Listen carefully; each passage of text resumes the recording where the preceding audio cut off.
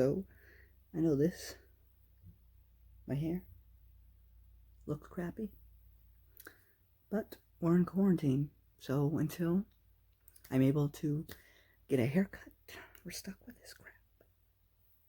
So as soon as quarantine's over, first thing I'm doing, haircut. But anyway, today we're finally like original trilogy territory, but we're not at the original trilogy yet. So,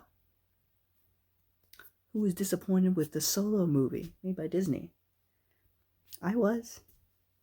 And I'd even read these books before.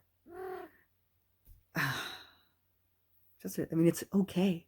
It's such a missed opportunity. Like, it's Han freaking Solo. Arguably one of the best characters. I think most people would agree, but like, Luke's cool. I still think I put Han above Luke. So,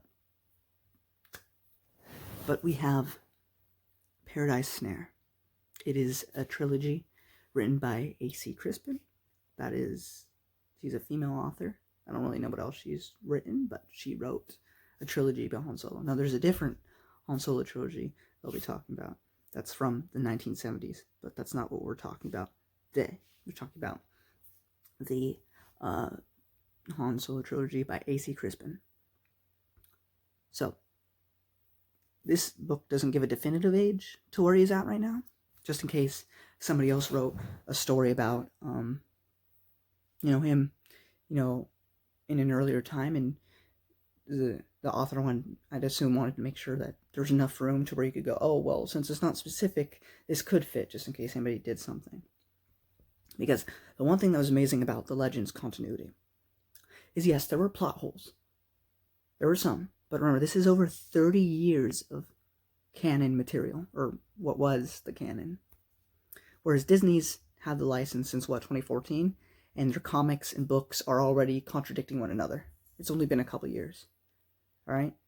That's ridiculous. Like, they didn't have that in their first 5 years. Splinter of the Mind's Eye doesn't count because they wrote that in the early 1970s, and they didn't know if they were ever going to make episode 5. Because episode 5 came out in the 80s, and they didn't know if it was going to be popular enough. So they made a novel that had, kind of like Luke and Leia getting more to a romance, which, since they're now brother and sister, it's really bad and definitely not canon at all, or even to the Legends continuity, but that's not their fault. They didn't know how big it would get. But anyway, back to this book. So we have about an 18 to 19 Han. And he's not exactly the Han that we meet in episode 4, because he's a lot younger. And, despite what the special edition says, Han shot first. Han can be a very cold-blooded killer when need be, because a lot of stuff happened. But in this one, he's a lot more on the kinder side. He gains that back throughout the course of the original trilogy. But right now, when he first had it. So, in the beginning, we get to see a little bit of his past. We don't get like a complete origin story. Like, it starts with him older, and we just get little flashes of him when he was a kid. But, so the guy that was supposed to be like the father figure, that was like a bad guy, was not described the way I imagined him, but for some reason I just saw him as a Negan from The Walking Dead. I don't know why. It just that's what I imagined. But that was fun. Then he gets to this planet, Elysia. I don't want to get into it too much, because I really think you should, if you were at all disappointed with the Solo movie, then these are things you either need to read in audiobook or listen to in audiobook form, or just read it yourself, because either way, it's going to be, I think it'd be worth your time. I think in ebook, you can get it for like $7, which is not too bad, especially if you're stuck in quarantine right now, or if you find like a free audiobook somewhere on YouTube or something. But, I'd say it's worth your money if you have it to spend. If I had all the money in the world, definitely. But it was interesting because there is a love interest in this book, and we all know it's Han and Leia all the way. They're like the one of the most prolific couples in all of cinema. So it's like, I don't care about this, right? Like, I'm not going to care about this because I know where he ends up and who he ends up with. But it was written in such a way as to make you still care. I knew that they wouldn't work out, so my fear was that something bad might happen to her, which I won't tell you whether something bad does or doesn't happen to her, but obviously they don't stay together. But Han's kind of like, his goal is to become an Imperial officer. That's what he wants to do. Now, for those of you who don't know, I think it's pretty consistent in canon and in Legends. It doesn't really matter, but, or I guess the Solo movie, so no, but in Legends, he was an Imperial officer, which I guess Solo kind of, I don't know. It's been pretty consistent in both. But he was an Imperial officer for a bit, for the Empire, and then he sees Chewie being, like, beaten or whatever, and so he saves him, and since he goes against the Empire, he can't be part of it anymore, and so goes back to doing what we all know he does in the original trilogy. That's another thing. There's no Chewie or anything in this. Chewie is not a part of this story at all. He doesn't, he hasn't met him yet. But it is interesting because growing up, there was this older woman, Wookiee, named Delana. I think that's how you say it. I'm not sure. But that was basically like his mom, because he doesn't know who his parents are. He's an orphan. So a Wookiee basically raised him. So I just thought it was really cool because there's a part in it early on. I won't tell you what happens. But you know what? All right, a little bit of spoilers. Here's the main point. It's a good book. Audiobook or actually reading it otherwise, doesn't matter. Go get it. It's worth your time. If you like Han Solo, you're going to love this book. Go read it. All right? For those of you who don't care or have already read it, feel free to stick around. So, Delana dies early on. And I thought it was really cool because he mentions when he's like escaping that if he ever meets another one of her kind that's in trouble, he won't hesitate to save them in honor of Delana. Now, Wookiees have this whole custom where if someone like saves their life or something, they owe them a life debt, like they're indebted to them for the rest of their lives. So later on, which we don't see in this book, but when Han saves Chewie now it's basically kind of like a marriage, like, but not romantic, because you say, I'm going to be with you for the rest of my life, no matter what you choose to do with your life. I have to back you now because you saved me.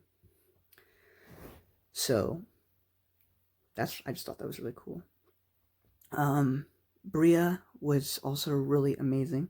I thought she had a really good character arc. I was afraid she was going to like overdose on like a different kind of drug and die, but she didn't, so that was good. There are a little bit things about religion, but it's okay because it was established in the original trilogy that Han didn't really believe in the Force or anything, but because he was the atheist of Star Wars. But even though Star Wars is like a pantheistic sort of religion, but it was interesting because it never like explicitly said that like religion is bad. It said the religion that Bria was following is not true, and that maybe there is one true one out there, because that's not all religions can be true. Either they're all false or one of them is true. So I thought that was very neutral. I liked the cat thing that was basically, I guess, kind of a replacement for Chewie in this book. He's an interesting guy. I like him. I for some reason imagined the cat from that one Adult Swim cartoon. I can't remember what it is, but it was funny. But he was a cool character. It was interesting to see the planet too that they lived on.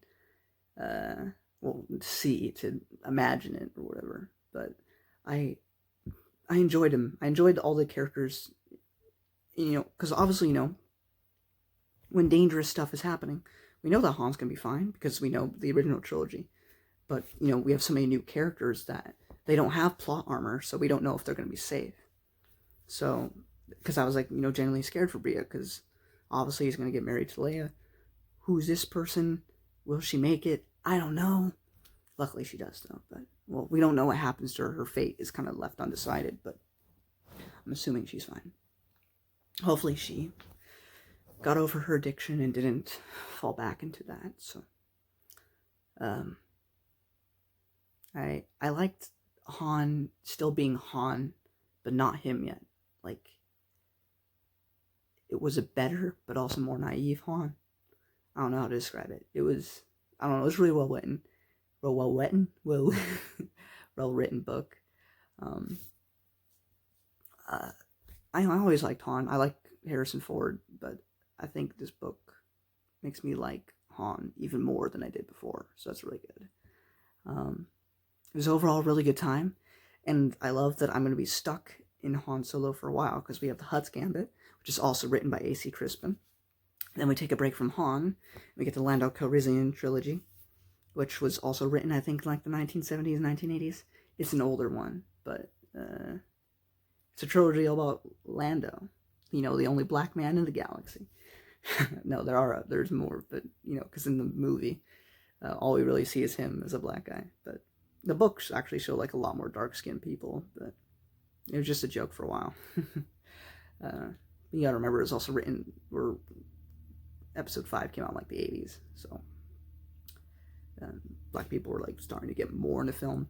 I don't know exactly when they became normal. People act like Black Panther's the first time that it was an all-black cast, or that it's the first time that we've ever had black people on a movie. Like Blade, a vampire-killing awesome guy. We're just gonna forget about him. But yeah, overall, really good time. If you're a Han Solo fan, you should read it, especially if you're disappointed with the Solo movie. Because that's the thing, I watched, like, a lot of people review it, and those who have already read these books, they're like, yeah, I knew it. I knew what they were going to do. It's Disney.